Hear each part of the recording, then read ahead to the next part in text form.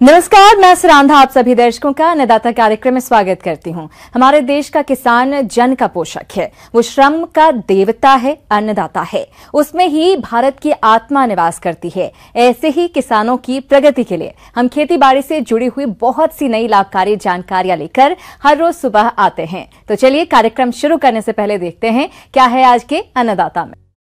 चौलाई, जिसे कई जगहों पर राजगिरी और रामदाना या लाल साग के नाम से भी जाना जाता है, इस वक्त किसान इसकी खेती कर सकते हैं। बस जरूरत है इसकी उन्नत किस्मों के चयन कर वैज्ञानिक तकनीक से बुआई और प्रबंधन करने की, जिसके बारे में बता रहे हैं कृषि वैज्ञानिक डॉक्टर LM यादव। देखिए, खेत की तैयारी की जो बात है उसमें इसको बहुत भुरभुरी अच्छी मिट्टी चाहिए होती है। pH मान जो है वो 7.5 से नीचे होगा, 6 से ऊपर तो अच्छा रहेगा।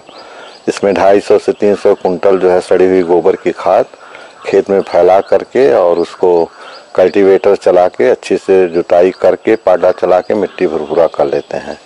फिर अपने मिट्टी अगर जिस हिसाब से उनकी समतल है, ऊंची नीची है, उसके हिसाब से क्यारियां बना लेते हैं। यदि चौलाई को आलू वाली क्यारी में या मटर की क्यारी में लगाना है तो विशेष तैयारी की आवश्यकता नहीं होती है। यदि जमीन कम उपजाऊ हो, उस अवस्था में क्यारी की अंतिम बार तैयारी करते समय यूरिया 40 किलोग्राम, DAP 80 किलोग्राम और पोटाश 60 किलोग्राम प्रति हेक्टेयर की दर से खेत में प्रयोग करें। साथ ही यूरिया की आधी मात्रा तथा अन्य उर्वरकों की पूरी मात्रा को बुआई के समय प्रयोग करें। और इसकी उन्नत किस्में हैं पूसा किरण और पूसा लाल चौलाई करके है। CO1, CO2, CO3 कोयम्बटूर की वेराइटीज हैं। तो इस टाइप से किसान भाई अपने सुविधा के हिसाब से चयन कर सकते हैं। लोकल भी जो जर्मप्लाज्म है यहाँ उपलब्ध है इस इलाके में, वो भी अच्छा करता है, तो उनमें से कोई भी एक का वो चयन कर सकते हैं। और इसको तो अब क्लाइमेट है उसके हिसाब से मार्च से लेकर के सितंबर तक वो फेवरेबल रहता है। लगभग इसका जो सीड होता है अलग अलग वेराइटी के हिसाब से डिफर करता है। 1.5 किलो से लेकर के 2.5 किलो तक बीज 1 हेक्टेयर फसल लगाने के लिए पर्याप्त होता है। अमूमन इसको लोग छींट के बोते हैं, लेकिन उसमें बीज की बर्बादी भी होती है। तरीका उसका यह है कि आप 20 से 25 सेंटीमीटर की दूरी पर लाइन बना लें और उस लाइन में जो है बीज में थोड़ा बालू मिला करके बोएंगे, जिससे बीज के बीच की दूरी 5-7 सेंटीमीटर अगर बन जाएगी तो पौधा जो है स्वस्थ और अच्छा होता है। तो सामान्य प्रक्रिया है और नमी जो है वो कमी नहीं होनी चाहिए जिसमें सिंचाई करते हैं, तो उसका पूरा ध्यान रखना होगा, क्योंकि पौधा का जमना पूरी फसल की अच्छाई के लिए बहुत मायने रखता है। तो हल्की सिंचाई अगर ज़रूरत समझेंगे जर्मिनेशन के पहले तो हल्की सिंचाई भी कर देना जरूरी होगा। रोपाई के 30 से 35 दिनों बाद हाथों से खरपतवार निकाल देने चाहिए। फिर दूसरी निराई आवश्यकता अनुसार करनी चाहिए। जब फसल 30 से 35 सेंटीमीटर की हो जाए तो खरपतवारों का ज्यादा प्रभाव नहीं पड़ता है। इसी फसल में लगता हो आप उसमें दवाई डाल देंगे जो जहर होता है, जिनमें चूंकि पत्ता इसका पूरा सब्जी के तौर पर इस्तेमाल करते हैं, इसलिए जो सामान्य होती हैं बहुत जहर 24 घंटे में जिनका छींटने के बाद असर खत्म हो जाता है उनका चयन करना चाहिए। तो ऐसा करने के शुरुआती तौर पर लोग राख भी छींट देते हैं तो वो खाने वाले कीड़े थोड़ा कम हो जाते हैं, वो भी तरीका अपनाया जा सकता है। 15 दिन 20 दिन जैसा जमीन की अपनी स्थिति उस हिसाब से जो है वो सिंचाई करते रहना चाहिए। और 2-2.5 महीने का हो जाता है तो लोग अक्सर क्या करते हैं, पूरा पौधा उखाड़ के बेचते हैं। वो तरीका उचित नहीं है, क्योंकि एक बार में ही फसल खत्म हो जाती है। तो अच्छा होता है कि अगर उसको काट करके बेचेंगे तो 2 से 3 काट करके साग बेच सकते हैं। फिर बाद में अगर बीज बनाना है उसको छोड़ देंगे तो फिर वो उसमें बड़ा होगा, उसमें फूल डेवलप करेगा और फिर सीड बन जाता है। तो सामान्यतः जो है इससे जो साग के तौर पर ज़्यादा ही लोग करते हैं, तो साग के तौर पर करते हैं तो उनको 200-250 कुंटल 150 से वो किस्मों के हिसाब से हो जाता है, वो अच्छी पैदावार उनको मिल सकती है। तो चूँकि साग मुलायम रहता है उस हिसाब से करते हैं। नॉर्मली जो है वो 6 सेंटीमीटर 6 इंच से नीचे पौधे हों, 8 सेंटीमीटर, मतलब 1 फीट से वैरायटी वाइज थोड़ा वेरिएशन होगा। लेकिन जैसे हाथ से आप तोड़ेंगे खट से टूट जाता है, सॉफ्ट है वो स्टेज सही होती है, उसकी कटाई करनी चाहिए। जड़ से छोड़िए 2 इंच करीब छोड़ दीजिए, जहाँ से पत्तियां फूटती हैं उसके ऊपर ही काट लेना उचित रहेगा, तब वो फिर शाखाएं छोड़ता है। उसके शाखा के लिए भी तो जगह नीचे चाहिए होती है। हमारे राज्य के जिन किसानों ने मूंग की बुआई समय से कर दी थी, उनकी फसल बढ़वार की अवस्था पर है और इस अवस्था पर खरपतवारों का नियंत्रण, सिंचाई का उचित प्रबंधन तो करना ही है, साथ ही साथ फसल को नुकसान पहुंचाने वाले कीट और रोगों का भी नियंत्रण करना बेहद जरूरी है। इन सब के बारे में जानकारी दे रहे हैं डॉक्टर आद्यांत। किसान भाइयों नमस्कार। आज आपने जो गर्मा मूंग की फसल लगा रखी है, हम आज उसके प्रबंधन के बारे में चर्चा करेंगे। सबसे पहले हम खरपतवार नियंत्रण की बात करते हैं। किसान भाइयों, मूंग की फसल के साथ कुछ खरपतवार भी उग जाते हैं जो कि फसल के साथ खाद, उर्वरक, हवा, पानी तथा प्रकाश के लिए प्रतिस्पर्धा करते हैं, जिससे मूंग की फसल का सही विकास नहीं हो पाता और उत्पादन में कमी आ जाती है। इसलिए आप अपनी फसल को खरपतवारों से मुक्त रखें। अगर आपने बुआई के समय खरपतवार नियंत्रण के लिए शाकनाशी जैसे कि पेंडिमिथाइलिन या फ्लूक्लोरालिन का प्रयोग किया है तो अच्छा है। अगर नहीं किया है तो फिर बुआई के बाद प्रथम निंदाई बुआई के 20 से 25 दिन के बाद करेंगे और दूसरी निंदाई 45 दिन के बाद करेंगे, जिससे जो भी खरपतवार है वो आपके खेतों में नहीं रहेंगे और हमारे मूंग की फसल को काफ़ी लाभ होगा। दूसरी बात पे हम चर्चा करेंगे सिंचाई की बात पे। अगर खेतों में पर्याप्त नमी नहीं है तो फिर आप मूंग की फसल में सिंचाई बुआई के तुरंत बाद एक हल्की सिंचाई देंगे। सिंचाई देने के बाद आपको 3 सिंचाई करना अति आवश्यक है, जो कि बुआई के 20 से 25 दिन के बाद, 35 से 40 दिन के बाद और फली पकने के समय करनी होती है। मूंग की फसल को कुछ रोग व कीटों द्वारा अधिक हानि पहुंचाई जाती है और यदि आपने इन रोग और कीटों का शुरुआती अवस्था में ही नियंत्रण नहीं किया तो यह रोग व कीट फसल को खराब कर देंगे और आपको मूंग का कम उत्पादन प्राप्त होने से आर्थिक हानि का सामना करना पड़ेगा। इसलिए आप इन रोग व कीटों का सही समय पर नियंत्रण करें। मूंग में प्रमुख कीट पत्ती मोड़क और सफेद मक्खी हैं। सफेद मक्खी एक रस चूसक कीट है जो कि पत्तियों के नरम पत्तियों और नरम तनों के रस को चूसती है, जिससे पौधे कमजोर पड़ जाते हैं और सूखने लगते हैं। यह कीट पीला मोज़ेक वायरस और पीला मोज़ेक विषाणुओं को फैलाने में भी सहायक होती है। पीला मोज़ेक विषाणु मूंग का सबसे खतरनाक बीमारी है, जिसकी वजह से मूंग की उपज घट जाती है। अतः इस कीट का नियंत्रण बहुत ही आवश्यक है और इसके नियंत्रण के लिए आप इमिडाक्लोरपिड या फिप्रोनिल 2.5 से 3 मिलीलीटर प्रति 10 लीटर पानी में मिलाकर छिड़काव करेंगे। इसके अलावा मूंग की फसल में इल्लियों का प्रकोप होता है। यह इल्लियां पहले मूंग की कोमल पत्तियों और टहनियों के अलावा फूलों को खाकर नुकसान पहुंचाती है और फली आने पर फलियों में छेद करके दाने को खराब कर देती है और उत्पादन में कमी आ जाती है। इसलिए आप कीट प्रकोप की प्रारंभिक अवस्था में नीम तेल की 5 मिलीलीटर मात्रा को प्रति लीटर पानी के हिसाब से घोलकर छिड़काव करें। यदि कीट प्रकोप आर्थिक क्षति स्तर से अधिक हो तो रासायनिक नियंत्रण के लिए आप इंडोस्कार्प दवा की 1 मिलीलीटर मात्रा को प्रति लीटर पानी के हिसाब से घोलकर छिड़काव कर सकते हैं। इन इल्लियों का नियंत्रण आसानी से हो जाएगा। पत्ती मोड़क कीट की इल्लियां पत्तियों को मोड़कर उसके अंदर रह के हरे रंग के पदार्थों को खा जाती हैं और पत्तियां सफ़ेद पड़ जाती हैं। अतः इनके बचाव के लिए आप फ्लूबेंडामाइड 6 मिलीलीटर प्रति 10 लीटर या फिर स्पाइनोसैड 4 मिलीलीटर प्रति 10 लीटर पानी में मिलाकर छिड़काव करेंगे। मूंग के प्रमुख रोग आपको एक पहले बता चुका है, पीला मोज़ेक वायरस। दूसरा है पर्ण दाग, जिसे लीफ स्पॉट भी कहते हैं।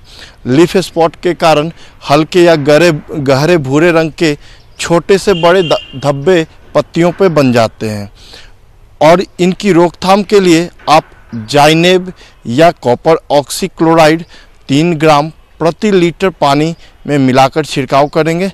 मूंग एक ऐसी फसल है जहाँ पे फलियाँ एक साथ नहीं पकती, अतः आप किसान भाइयों से निवेदन है कि जब मूंग की फलियां पकने लगें और काले रंग की हो जाएं तो आप उनकी चुनाई करना शुरू कर देंगे। इस तरह से बताए गए निर्देशों के अनुसार अगर आप मूंग की फसल में अधिक ध्यान देंगे तो अच्छे से अच्छा लाभ ले सकेंगे। मौसम के अनुसार प्रबंधनों पर ही टिकी है आपकी खेती बाड़ी, इसलिए मौसम पूर्वानुमान और उस पर आधारित साप्ताहिक कृषि सलाह इस प्रकार है। ग्रामीण कृषि मौसम सेवा मौसम पूर्वानुमान एवं कृषि सलाह जिला जयपुर द्वारा सलाह दी जाती है कि कृषि कार्यों को करते समय कोविड-19 के खिलाफ सरकार की सलाह का सख्ती से पालन करें और स्वयं की उचित देखभाल करें। वर्षा के पूर्वानुमान को देखते हुए कटी हुई फसलों की मड़ाई का कार्य शीघ्र कर लें। वर्षा के पूर्वानुमान को देखते हुए कूष्मांड कुल की ग्रीष्मकालीन सब्जियों जैसे लौकी, कद्दू, चिकनी, तुरई, खीरा, करेला, काचरा, ककड़ी तथा ग्रीष्मकालीन भिंडी एवं पालक में सिंचाई न देवें। तरबूज और खरबूज के फलों की तुड़ाई फलों के पकने पर ही करें। कच्चे फल न तोड़ें क्योंकि कच्चे फल बाद में पकते नहीं हैं। फल के पास के डंठल का सूखना, बजाने पर डल आवाज आना, बेली के रंग में परिवर्तन होना फलों के पकने का संकेत है। पानी देने के तुरंत बाद 12 से 24 घंटे तक फल न तोड़ें। बैंगन की फसल में फल छेदक कीट के नियंत्रण हेतु प्रभावित फलों को भूमि में गाड़कर नष्ट कर दें तथा मेलाथियन 50 सीसी 1 मिलीलीटर प्रति लीटर पानी की दर से घोल बनाकर छिड़काव करें तथा छिड़काव के 5 दिन बाद फलों की तुड़ाई करें। मिर्च की फसल में मोजैक बीमारी हो सकती है।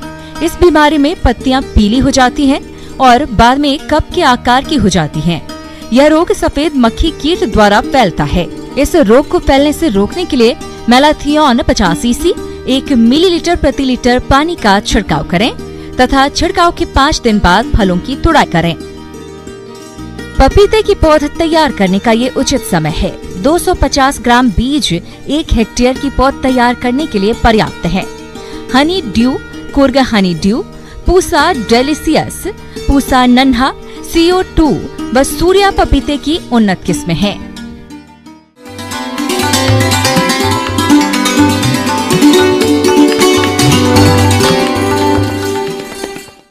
अन्नदाता हेल्पलाइन निशुल्क फोन संपर्क सेवा के माध्यम से आपके द्वारा पूछे गए प्रश्नों में से 1 या 2 महत्वपूर्ण प्रश्नों को हम अपने कार्यक्रम में शामिल करते हैं। इसी के तहत आज का चयनित प्रश्न और उसका जवाब इस प्रकार है। अन्नदाता निशुल्क फोन संपर्क सेवा के माध्यम से आज हमने जिस प्रश्न को शामिल किया उसे पूछा है गांव हाड़ौता, जिला जयपुर के किसान सुशील कुमार ने। आप समन्वित खेती पर जानकारी चाहते हैं तो सुशील कुमार जी आपकी जानकारी के लिए प्रस्तुत है कार्यक्रम का ये अंश। समेकित कृषि आज के परिवेश में बहुत ही महत्वपूर्ण है। हम सभी जानते हैं कि बढ़ती हुई जनसंख्या के आधार पर हमारे जो ज़मीन उपलब्ध है किसानों के लिए वह बहुत कम होती चली जा रही है। जहाँ तक समेकित कृषि की बात है, यह एक मिश्रित खेती है जिसमें हम सभी जानते हैं कि किसी एक ही उपादान को लेकर के हम अधिक से अधिक अन्न उत्पादन नहीं कर सकते जब तक कि हमको इसमें मिश्रण नहीं करना पड़ेगा। समेकित कृषि में इसी बात का ध्यान रखा जाता है। किसान भाइयों, प्राकृतिक आपदाओं और सीमित कृषि संसाधनों के कारण आज किसान खेती से दूर होता जा रहा है। लेकिन यदि किसान खेती को समेकित कृषि प्रणाली को अपनाते हुए करे तो वो इससे अच्छी आय प्राप्त कर सकते हैं। समेकित कृषि प्रणाली प्राकृतिक संसाधनों को बिना नुकसान पहुंचाए कृषि की अन्य प्रणालियों से अधिक आय प्राप्त करने का जरिया है। समेकित कृषि प्रणाली में 2 या 2 से अधिक ऐसी फसलों या कृषि व्यवसायों को एक साथ एक स्थान पर इस प्रकार किया जाता है कि जिससे वो एक दूसरे को बिना हानि पहुंचाए एक दूसरे के लिए लाभकारी और सहायक हों। यदि हम कोई भी फसल उगा रहे हैं तो उस फसल का जो हमारा बाई प्रोडक्ट आ रहा है या जो उसका अवशेष आ रहा है उसका किस तरह से हम उपयोग दूसरे उपादान में कर सकें। जैसे कि हम धान उगाते हैं, धान उगाने से हमारा पुआल होता है, तो पुआल का उपयोग हम चारा के रूप में हम मवेशियों के लिए यूज़ कर सकते हैं। मवेशियों से जो गोबर आता है उसको हम खेत में डाल सकते हैं। तो ये एक चक्र रूप में हुआ। तो इस तरह से किसी भी पदार्थ का हमारा वेस्ट नहीं हुआ, बेकार नहीं हुआ। तो ये हमारा कृषि समेकित कृषि कहलाता है। समेकित कृषि प्रणाली अपनाने से पूर्व आप ये जान लें कि आपके क्षेत्र की मांग क्या है। आप क्षेत्र के बाजार और उपलब्ध संसाधनों के आधार पर मॉडल का चयन करें। तो इस आइडियल मॉडल के लिए कौन कौन सी चीजें जरूरी है, आइए जानते हैं। यहाँ पर समेकित कृषि के बहुत प्रचुर संभावना है। हम विविध तरह के उपादानों का हम सम्मिश्रण करके हम अधिक से अधिक आय कर सकते हैं। जैसे कि मान लीजिए हमारे पास अपलैंड यानी ऊपर वाली भूमि है, मध्यम भूमि है, लोअर भूमि है, निचली भूमि है, तो इससे हम अलग अलग व्यवसाय की बात सोच सकते हैं। जैसे ऊपर वाली भूमि है तो वहाँ पर हम मधुमक्खी पालन, कुछ फल के बागान या सब्जी की पोषण वाटिका हम बना सकते हैं। मधुमक्खी पालन का भी कर सकते हैं, मशरूम का भी प्रोडक्शन कर सकते हैं। अब ये मध्यम भूमि है, मध्यम भूमि में हम जो अधिक जल का थोड़ा सा उपलब्धता होती है तो वहाँ पर धान, गेहूँ, मक्का, धान और इस तरह की फसलें ले सकते हैं। लेकिन और निचले चले जाते हैं तो वहाँ पर हम लोग जो पानी हमारे क्षेत्र में होता है उसको इकट्ठा करके उसको तालाब बना सकते हैं और उसको अन्य फसल को हम उसको सिंचाई की व्यवस्था कर सकते हैं। इसके साथ ही साथ उस तालाब में हम मछली का भी उत्पादन कर सकते हैं। तो इस तरह से आप देख रहे हैं कि कई विविध तरह के हम व्यवसायों को अपने एक यही क्षेत्र में ले रहे हैं। समेकित कृषि प्रणाली कृषि की आधुनिकतम तकनीक है और इस प्रणाली से खेती करने पर किसानों को किसी न किसी माध्यम से आमदनी होती रहती है। साथ ही इसके और कई फायदे हैं। इस प्रणाली में पशुपालन को सम्मिलित करने पर इनसे दूध उत्पादन तो मिलता ही है, साथ ही साथ इनसे प्राप्त गोबर का मछली आहार, बायोगैस बनाने में और खाद के रूप में प्रयोग करने पर अतिरिक्त लाभ भी मिलता है। साथ ही गौमूत्र का कीटनाशक के रूप में प्रयोग भी कर सकते हैं। इतना ही नहीं, प्रणाली के अंतर्गत मुर्गी पालन, खरगोश पालन, बतख पालन भी कर सकते हैं और इनके आहार में कृषि अवशेष का प्रयोग करें तो व्यवसाय की लागत को भी कम कर सकते हैं। इनसे मांस तो प्राप्त होता ही है, साथ ही साथ इनकी वीट का प्रयोग भी आप मछली आहार में कर मत्स्य पालन की लागत को भी कम कर सकते हैं। इस प्रकार किसान भाइयों, यदि आप समेकित कृषि प्रणाली को अपनाते हैं तो आपको निश्चित ही लाभ मिलेगा। अभी किसान भाइयों को मैं थोड़ा सा सलाह दूंगा कि किस तरह से हमारी समेकित कृषि हमारे बदलते हुए वातावरण या जलवायु को किस तरह से उसका फायदा ले सकते हैं। अब किसान भाई यदि समेकित कृषि करते तो कुछ उपाय वो अपने, जैसे कि पोषण वाटिका में अगर सब्जी की बात करते हैं, लतर वाली जैसे सेम है, चाहे लौकी है या हमारी कुकुरबिट प्रजाति की नेनुआ, झिंगी, करेला इत्यादि को भी अगर वो लगाते तो इसका उनको लाभ अवश्य मिलता। तो मैं हमेशा कहूँगा कि किसान भाई दोनों परिस्थितियों में एक प्लानिंग करें। यदि हमारा नॉर्मल रेनफॉल हो रहा है, नॉर्मल वर्षा हो रही है तो उसमें हमको क्या करना है, और यदि हमारा स्ट्रेस पड़ रहा है तो उस कंटिजेंट प्लान में हमको क्या करना है, क्योंकि एक बुद्धिमान किसान जो है वह कभी भी मौसम की मार से हार नहीं खाएगा। आइए अब एक नजर डालते हैं राज्य की कुछ चुनी हुई मंडियों के प्रमुख फसलों के बाजार भाव पर।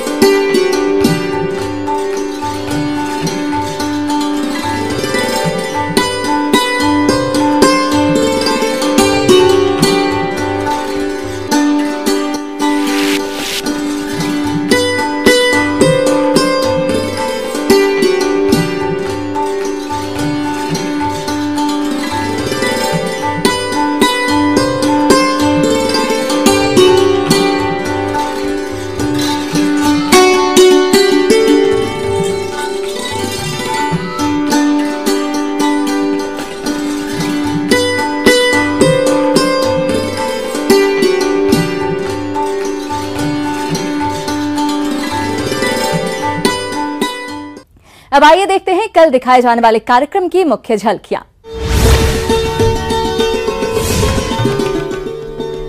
स्ट्रॉ रीपर यंत्र की कार्यप्रणाली और इसकी उपयोगिता,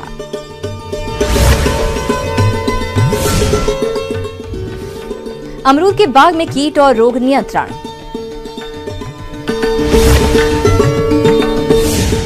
किसान भाइयों, अन्नदाता आपकी सेवा के लिए संकल्परत है। कृषि संबंधित समस्या एवं सुझावों के लिए आप हमें इस पते पर संपर्क कर सकते हैं। प्रोड्यूसर अन्नदाता, news 18 Rajasthan, Ramoji film city, Hyderabad 501512।